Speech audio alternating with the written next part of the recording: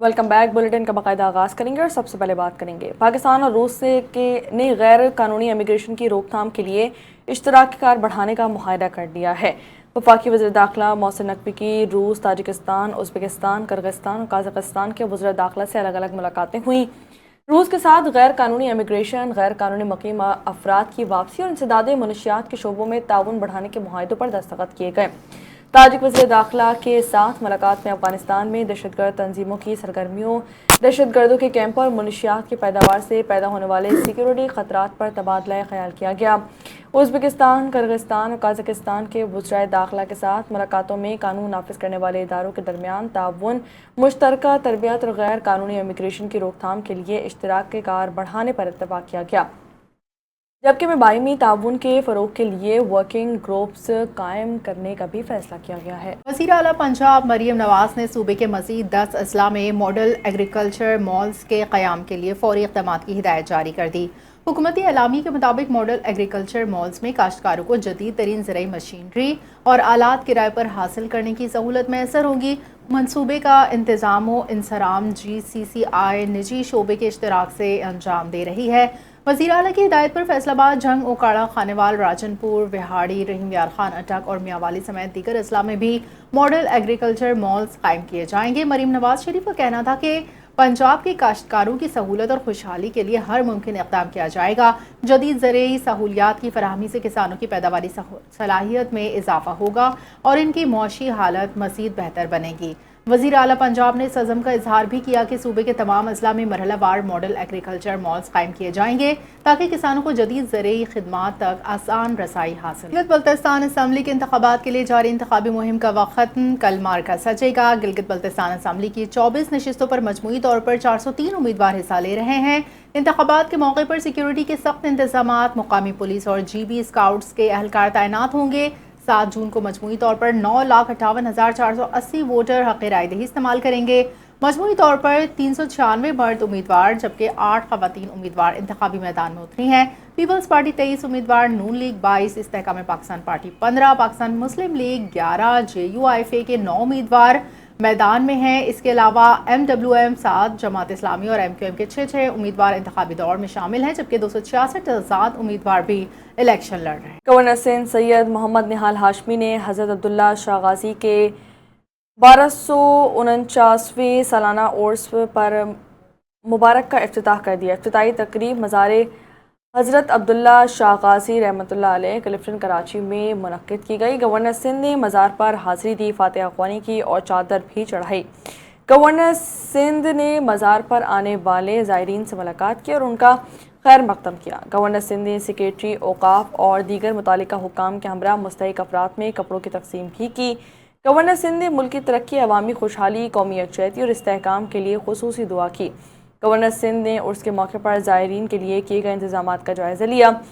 Media سے گفتگو کرتے ہوئے انہوں نے کہا کہ گورنر سندھ کا کہنا تھا کہ حضرت عبداللہ شاہ غازی کی تعلیمات محبت، برداشت، اخوت اور انسانیت کی خدمت کا پیغام دیتی ہے۔ گورنر سندھ اولیاء اکرام کی تعلیمات پر عمل کر کے معاشرے میں امن، رواداری اور بھائی چارے کو فروغ دیں گے۔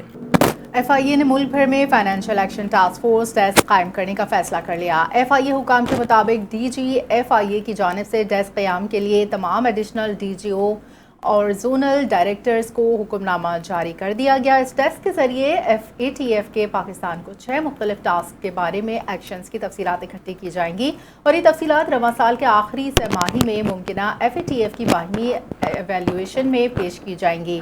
حکام کے مطابق احکامات میں تمام ونگز اور زونز کو FATF کے ٹاسک پر مکمل عمل درآمد کی بھی ہدایت کر دی گئی ہے، جبکہ نامزد فوکل پرسن کے ذریعے جاری احکامات پر 7 روز میں عمل درآمد کرنے کا کہا گیا اور رپورٹ DG کو پیش کرنے کی ہدایت کی گئی۔ حکام کا کہنا ہے FATF ڈیسک کے لیے 7 TORs پر مبنی پروفارما بھی احکامات کے ساتھ منسلک کیا گیا ہے۔ برآمد کنندگان کے لیے نئی سہولتیں، ڈیجیٹل معیشت اور برآمدات کے فروغ میں اہم پیش رفت۔ مالی سال 2026 کے پہلے 10 ماہ میں پاکستانی فری لانسرز کی برآمدی آمدن 95 کروڑ 90 لاکھ ڈالرز تک پہنچ گئی۔ SIFC کے قیام کے بعد IT برآمدات اور فری لانسنگ کے فروغ کے لیے پالیسی اور مالیاتی اصلاحات پر خصوصی توجہ دی گئی، جس کی بدولت گزشتہ 3 برسوں میں IT اور فری لانسنگ سیکٹر کے لیے کاروبار دوست ماحول اور ریگولیٹری سہولیات کو فروغ ملا ہے۔ SIFC کی معاونت سے exporter specialized foreign currency account میں رقوم برقرار رکھنے کی حد 35 سے 50% تک بڑھا دی گئی۔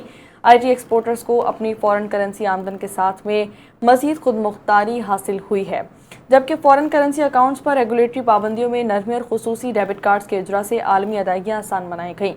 فری لانسرز کے لیے نیا بینکاری فریم ورک متعارف کرواتے ہوئے بینکاری سہولیات اور اکاؤنٹ اوپننگ کے عمل کو آسان بنایا گیا۔ جموں کشمیر جوائنٹ عوامی ایکشن کمیٹی کو کالعدم تنظیم قرار دے دیا گیا۔ آزاد کشمیر حکومت کے محکمہ داخلہ نے جموں کشمیر جوائنٹ عوامی ایکشن کمیٹی کو کالعدم تنظیم قرار دینے کا نوٹیفیکیشن جاری کر دیا۔ نوٹیفیکیشن کے مطابق Jammu Kashmir action committee joint عوامی ایکشن کمیٹی فرسٹ شیڈول میں شامل ہے۔ عوامی ایکشن کمیٹی کے نام سے کام کرنے والی تنظیم کو فرسٹ شیڈول میں شامل کیا۔ تنظیم کو انسداد دہشت گردی ایکٹ 2014 کے تحت کالعدم قرار دیا۔ نوٹیفیکیشن کے مطابق صدر آزاد کشمیر نے تنظیم کو کالعدم قرار دینے کی منظوری دی۔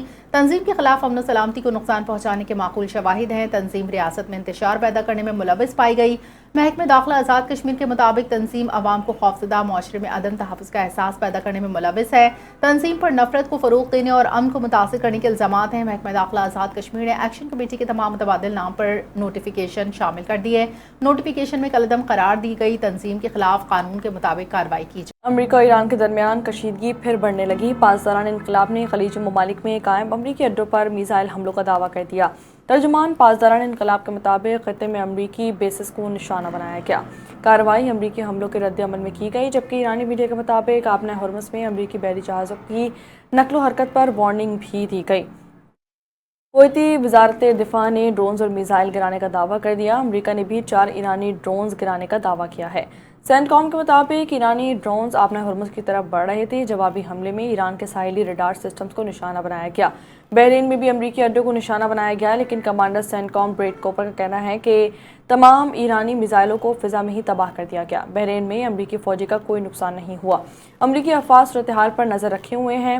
قبل ازیں امریکی فوج نے گورک اور جزیرہ کشم میں ایرانی ریڈار تنصیبات پر حملے کا دعویٰ کیا تھا۔ ایرانی وزیر خارجہ عباس اراغچی نے انکشاف کیا ہے کہ آیت اللہ خامنائی پر حملے کے وقت میں اسی دفتر میں تھا اور مجھے ملبے کے نیچے سے نکالا گیا۔ عباس اراغچی نے بتایا کہ ایرانی سپریم لیڈر اور امریکی صدر کی ملاقات حقیقت پسندانہ نہیں، ڈونلڈ ٹرمپ حقیقی دنیا میں نہیں رہ رہے۔ وزیر خارجہ عباس اراغچی نے کہا کہ سعودی عرب خطے کا بڑا ملک، اہم کھلاڑی ہے۔ ایران سعودی عرب مل کر خطے میں امن استحکام ترقی لا سکتے ہیں۔ انہوں نے مزید کہا کہ ایران ہمیشہ سعودی عرب کے ساتھ تعلقات کو اہمیت دیتا رہا۔ ادھر روسی میڈیا کے مطابق اسرائیل کے 50 لڑاکا طیاروں نے آیت اللہ خامنائی کے دفتر پر حملہ کیا تھا۔ ایرانی سپریم لیڈر مجتبیٰ خامنائی نے جیلوں میں قید 2000 سے زائد قیدیوں کی سزا معاف کر دی۔ خبر ایجنسی کے مطابق جن قیدیوں کی سزا معاف کی گئی ہے ان میں جاسوسی کے الزام میں قید اور قومی سلامتی کی خلاف ورزی کرنے والے ملزمان شامل نہیں ہیں۔ ایران کے سرکاری ٹی وی کے مطابق بیشتر قیدیوں کو فوری رہا کر دیا گیا۔ قیدیوں کی سزا میں معافی کی درخواست ایرانی عدلیہ کے سربراہ غلام حسین نے کی تھی۔ ملک میں آٹے کی قیمتوں میں مزید اضافہ ہو گیا۔ کراچی کے شہری سب سے مہنگا آٹا خریدنے پر مجبور ہو چکے ہیں۔ ادارہ شماریات کے دستاویز کے مطابق ملک میں 20 کلو آٹے کی تھیلے کی زیادہ سے زیادہ قیمت 2800 روپے تک پہنچ گئی ہے۔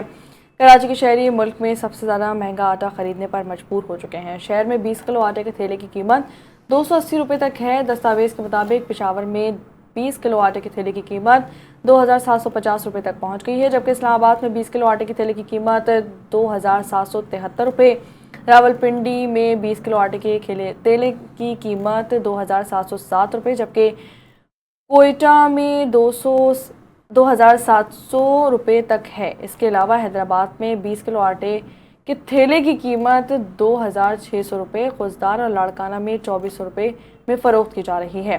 عوام نے مطالبہ کیا ہے کہ آٹے کی قیمت میں کمی کا ریلیف دیا جائے۔ ANF نے ملک بھر میں منشیات اسمگلنگ کے خلاف کارروائی کرتے ہوئے 7 چھاپوں میں 10 ملزمان کو گرفتار کر لیا ہے، جبکہ تعلیمی اداروں کے اطراف فروخت کے شواہد بھی ملے ہیں۔ مقدمات درج کر کے مزید تحقیقات کا آغاز کر دیا گیا ہے۔ ANF نے منشیات اسمگلنگ کے خلاف ملک بھر میں بڑا کریک ڈاؤن کرتے ہوئے تعلیمی اداروں کے اطراف سمیت مختلف شہروں میں 7 کارروائیاں کیں۔ کارروائیوں کے دوران 2 خواتین سمیت 10 ملزمان کو گرفتار کیا گیا، جبکہ مجموعی طور پر 46 کلو گرام سے زائد منشیات برآمد کی گئی ہے، جس کی مالیت لاکھوں روپے بتائی جا رہی ہے۔